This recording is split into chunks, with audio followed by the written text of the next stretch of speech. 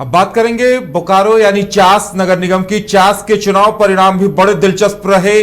कांटे का मुकाबला चलता रहा और लास्ट में भोलू पासवान, जो पहले भी मेयर रह चुके थे, उन्हें एक बड़ी जीत मिली। उन्होंने सभी को चौंकाते हुए ये जीत हासिल की, क्योंकि पहले वो तीसरे नंबर पर चल रहे थे और उसके बाद अचानक से उन्होंने रिकवर किया और भोलू पासवान फिर दूसरी बार मेयर बनने में कामयाब रहे। हमारे साथ बोकारो संवाददाता चुम्बन जुड़ चुका है। चुम्बन, देर रात नतीजे आए लेकिन नतीजे बड़े चौंकाने वाले रहे, क्या कहेंगे आप? जी उदय, मैं आपको बता दूं कि चास नगर निकाय चुनाव एक सराहनीय चुनाव हुआ। इसको देखते हुए रातों रात तक एक ऐसा चेहरा सामने निकल कर आया जिसे पूर्व से ही चास की जनता उन्हें पहचानती थी, जानती थी। वो है पूर्व प्रत्याशी, अब नहीं कहेंगे उन्हें प्रत्याशी भी नहीं कहेंगे, अब मेयर कहेंगे कि मेयर भोलू पासवान ने 17,000 से अधिक वोट ला करके अब फिर से वो दावेदारी करती है। तो हम यहाँ पर अभी चास में ही खड़े हैं और चास में हम आपको तस्वीर दिखलाना चाहते हैं कि चास के ये जनता है जो कि जनता ने ही उनको चुन करके लाया है और उनको एक फिर नया चेहरा दिया है। 5 साल बेमिसाल कहने वाले भोलू पासवान ने फिर वो कर दिखाया, क्योंकि उन्होंने काम किया है, विकास किया है। चास की जनता जानती है कि क्या हमें चाहिए और क्या करना चाहिए। तो आइए हम कुछ लोगों से ही बात करते हैं आखिर कैसे क्या हुआ और क्या परिणाम हुआ, किस तरह का रुझान रहा है और कहाँ कब क्या करवट बदली और किस तरह से रिजल्ट आया। तो हम बात करते हैं यहाँ चास की जनता की क्या राय है। ये जो कल चुनाव हुआ बहुत उतराव चढ़ाव हुआ, जैसे पहले जमील अख्तर, अविनाश, भोलू त्रिपक्षीय मतलब दिखाई दे रहा था, तो ये कैसे करवट बदला और ये जो परिणाम आया इसके बारे में आप क्या कहेंगे? पहले तो आपके चैनल के द्वारा चास की जनता को बहुत चरणों में प्रणाम।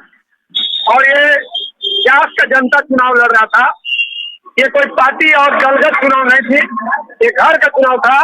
और घर में ऐसे व्यक्ति जो रोड में कहीं नजर नहीं आ रहे थे, जो कहीं चौक चौराहे पर नजर नहीं आ रहे थे, उन्होंने मन बना लिया था कि जिस दिन वोटिंग होगी उस दिन सिर्फ और सिर्फ भोलू पासवान को वोट देंगे। और चास को जैसे उन्होंने 70 साल का कचरा साफ किया था चास से, वैसा ही फिर से एक बार चास का कचरा साफ होगा और चास का विकास होगा। ये 5 साल से चुनाव नहीं हुआ, इससे चास की गंदगी हो गया है। इस गंदगी को साफ अब हम लोग करेंगे मिलकर। और चास की जनता की जीत हुआ है, ये भोलू पासवान का जीत नहीं हुआ, अहंकार की हार हुई है और जनता की जीत। चास नगर निगम क्षेत्र में बहुत सारे मंत्री भी आए, पार्टी के प्रत्याशी भी रहे, पार्टी में बहुत सारे मंत्री आकर के दावे किए, जैसे कि भाजपा के भी मंत्री आए, कांग्रेस के भी मंत्री आए और उन्होंने क्या क्या ऐसा कंपेनिंग किया। लेकिन भोलू ने ऐसा क्या कर दिखाया, भले भोलू क्या किए हैं कि फिर जनता उन्हें सराहनीय ये अपना मत दी। मैंने पहले भी कहा ये दलगत चुनाव नहीं, इसमें लुभाने के लिए मंत्री को जातिगत को बुलाया जाना बुलाएंगे, कई जाति वालों को वोट देंगे। लेकिन चास की जनता को ये जाति पार्टी हिंदू मुसलमान कोई स्वीकार नहीं था, सिर्फ विकास स्वीकार था। विकास के ऊपर वोट हुआ, विकास होगा, विकास हुआ है, फिर विकास बॉम्बे के ऊपर जगमगाएगी। जो पूरे भारतवर्ष में बोला जाता है कि बॉम्बे में बहुत सारा लाइट रहती है, मतलब अब चास नहीं बॉम्बे बनाएंगे। आगे देखिए यहाँ पर आप क्या कहेंगे? हम बोलेंगे कि मेरे जनता आपका नेता चुन लिया और चुनने के बाद जो 70 साल में चास में विकास नहीं हुआ है, वो मैंने 5 साल में भोलू पासवान ने करके दिखा दिया। आप क्या कहेंगे? मैं यही कहूँगा कि चास की जनता विकास पर वोट किया है और जो पहले भी जा रहा था भोलू का कि जो चास को चमकाए हैं उनको फिर जिताएंगे और लोग यही किया। और आप क्या कहेंगे? हम यही कहेंगे कि भोलू पासवान ने जो 5 साल काम किया था 10, 15 से 20, इसकी जीत हुई है। और भोलू नेता नहीं, चास का बेटा है। चास का बेटा है भोलू, यानी चास बेटा ने वो काम कर किया है और काम करेंगे। भोलू पासवान कहते हैं कि 5 साल बेमिसाल, लेकिन उन्होंने रात में कहा है कि 5 साल नहीं 10 साल बेमिसाल। आगे मैं बात करता हूँ, क्या कहेंगे? देखिए, भोलू जी ने जो काम किया है, निश्चित चास की जनता जो है उन्होंने अपना समर्थन दे करके उनको जिताया है। उनका जो नारा था कि काम करेंगे तो निश्चित ये चास की जनता को उन पर विश्वास है कि जो पिछले 5 साल का टर्म उनका जो रहा, उन्होंने जिस तरीके से चास में विकास किया है, वो जनता ने विश्वास दिलाया है कि आने वाले समय में 5 साल नहीं बल्कि 10 साल तक उनको जिताते रहेंगे और चास का विकास करते रहेंगे। देखिए, चास का विकास हुआ है और चास का विकास होगा, आप क्या कहेंगे? सबसे पहले चास के जनता को बहुत बहुत धन्यवाद। चुनाव समाप्त हो चुका और पूर्ण शांतिपूर्ण माहौल में जो चुनाव हुआ, कोई भी वारदात या नहीं, एक बार फिर से जनता को साधुवाद।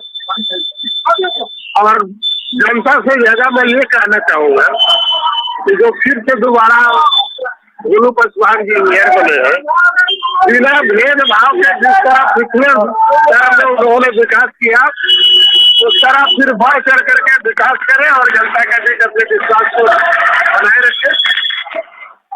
और भोलू पासवान का जो कार्य 5 साल का, उससे कार्य से लोग संतुष्ट, सारे जातिगत भावनाओं से ऊपर उठ करके एक आशा लोगों को था कि पहले जो भोलू पासवान ने काम किया है, सुनते हैं तो फिर से काम करेंगे। सिंगल व्यक्ति चुनाव लड़ रहा था, जबकि उसके विपरीत में बहुत सारे नेताओं ने कैंपेनिंग किया, फिर भी जनता के विश्वास पर भोलू पासवान खरा उतरे और वो फिर से अपना विश्वास और थोड़ा मजबूत करें और बिना भेदभाव के पूरे जनता पूरे देश के विकास के अपना योगदान दें। देखिए, चास पहला बात से ये चास की जनता ने अपना मत दिया है, विकास के नाम पर विकास किया है, विकास करेंगे। आइए, और भी कुछ लोग हैं, आप उनसे हम बात करते हैं। आइए दादा, थोड़ा सा बोलिए। भैया, चास में क्या ये मतलब क्या दिखाई दे रहा है? नया चेहरा, पुराना चेहरा, क्या कहेंगे? चास में पुराना चेहरा ही स्थापित हुआ है और कांग्रेस प्रत्याशी चुनाव नहीं जीत पाए, जीते हुए कांग्रेस पार्टी का सकारात्मक रचनात्मक सहयोग मिलता रहेगा ताकि काम सर्वांगीण विकास हो। देखिए, चास में पहले से भोलू पासवान ने काम किया है और उनको लेकर के चास की अगर बात की जाए, चास की अगर बात की जाए तो जहां दो मंत्री, स्वास्थ्य मंत्री इरफान अंसारी कांग्रेस प्रत्याशी के पक्ष में प्रचार कर रहे थे, तो केंद्रीय मंत्री संजय सेठ अब बीजेपी के जो प्रत्याशी थे उनके पक्ष में प्रचार कर रहे थे। यानी दो केंद्रीय मंत्री, एक केंद्रीय मंत्री, एक राज्य स्तर के मंत्री वहां प्रचार कर रहे थे, लेकिन इसके बावजूद जनता ने भोलू पासवान को चुना है। तो वाकई में इससे ऐसा लगता है कि जनता की पसंद बड़े बड़े राजनीतिक दलों के समर्थित प्रत्याशी नहीं, उनका अपना प्रत्याशी था। जी उदय, आपने सही कहा कि जनता की पसंद वो मंत्री नहीं, केंद्रीय मंत्री नहीं, जो हर एक पार्टी के जो भी भाजपा समर्थित प्रत्याशी है उनके पक्ष में, कांग्रेस समर्थित प्रत्याशी उनके पक्ष में मंत्री हैं और यहाँ पर वोट मांगने का दावा किया। यहाँ पर एक और हथकंडा अपनाया गया कि हमारे आरक्षण को लेकर के कांग्रेस प्रत्याशी जमील अख्तर के पक्ष में इरफान अंसारी ने कहा कि अगर चास की जनता अगर उन्हें समर्थन देती है तो 19% के लिए आगे बात करेंगे। वही अगर अभी भाजपा समर्थित प्रत्याशी अविनाश की बात करें तो उनके भी केंद्रीय मंत्री यहाँ पर आए और उनके लिए वोट मांगे। लेकिन चास की जनता ने एक अपनी राय देते हुए, अपनी पहचान बनाते हुए कि हाँ नहीं, चास में यहाँ पर कोई कुछ नहीं चलेगा, सिर्फ यहाँ पर विकास चाहिए, विकास को लेकर के काम किया है और भोलू पासवान को 17,796 वोट से विजय बनाया है। जी उदय। हाँ बिल्कुल चुमन, और देखिए जैसे जैसे अलग अलग राउंड के नतीजे आते गए, नतीजे बदलते गए, एक बार जमील अख्तर लीड करते दिखे, फिर अविनाश कुमार, और जब तीसरे राउंड के नतीजे आए तो भोलू पासवान ने सबको मात दे दी।